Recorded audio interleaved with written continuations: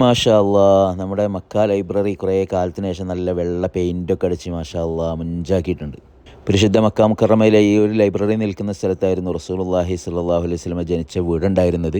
ഇതിൻ്റെ ആദ്യം വെള്ള പെയിൻ്റ് ആയിരുന്നു. പിന്നെ ഈ അടുത്ത കാലത്ത് വരെ ഒരു ചാര കളർ പെയിൻ്റ് ആയിരുന്നു. ഇപ്പോൾ മാഷാ അല്ലാ ഈ റമദാനിൽ വെള്ള പെയിൻ്റ് അടിച്ച് നല്ല സെറ്റപ്പ് ആക്കിയിട്ടുണ്ട്. ഈ ഒരു ലൈബ്രറി ഒരാൾ തൻ്റെ സ്വന്തം പൈസ കൊണ്ട് ഉണ്ടാക്കിയിട്ടുള്ള ഒരു ലൈബ്രറിയാണ്. ആധുനിക സൗദി അറേബ്യ നിലവിൽ വന്ന് മക്കയും മദീനയും ഒക്കെ ആധുനിക സൗദിയുടെ ഭാഗമായ സമയത്ത് ആദ്യം മക്ക മേയറായിട്ട് തിരഞ്ഞെടുത്തത് യൂസുഫ് അബ്ബാസ് ഖത്താൻ എന്ന് പറയുന്ന ഒരു മഹാനായിരുന്നു. അവരുടെ പിതാവായിരുന്നു അതിനു മുമ്പുണ്ടായിരുന്ന മംലക്കത്തുൽ ഹിജാസ് എന്ന് പറയുന്ന രാജ്യത്തും മക്കയിലെ മേയറായിട്ടുണ്ടായിരുന്നത്. അങ്ങനെ അദ്ദേഹം എന്ത് ചെയ്തു, ആധുനിക സൗദി അറേബ്യയുടെ സ്ഥാപകൻ അബ്ദുൽ രാജാവിൻ്റെ സമ്മതത്തോടു കൂടി റസൂലുള്ളാഹി സ്വല്ലല്ലാഹു അലൈഹി വസല്ലം ജനിച്ച ഈ ഒരു സ്ഥലത്ത് ഞാനൊരു ലൈബ്രറി ഉണ്ടാക്കാൻ സമ്മതം വാങ്ങുകയും അങ്ങനെ അദ്ദേഹത്തിൻ്റെ സ്വന്തം പൈസ കൊണ്ടാണ് ഈ ഒരു ലൈബ്രറി അദ്ദേഹം നിർമ്മിച്ചത് എന്നാണ്. അതുമാത്രമല്ല, എല്ലാ ദിവസവും അദ്ദേഹം ഇവിടെ വന്നിട്ട് ആ ലൈബ്രറീൻ്റെ ഓരോ നിർമ്മാണത്തിൻ്റെ ഓരോ ഘട്ടവും കണ്ടു നിൽക്കുമായിരുന്നു.